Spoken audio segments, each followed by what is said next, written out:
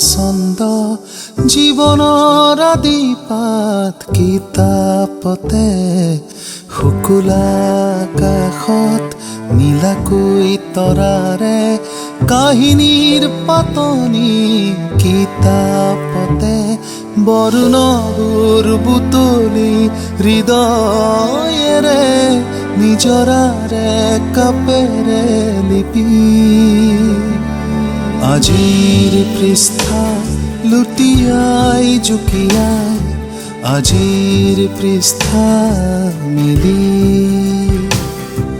আজিৰ পৃষ্ঠা লুটিয়াই জুকিয়াই আজিৰ পৃষ্ঠা মিলি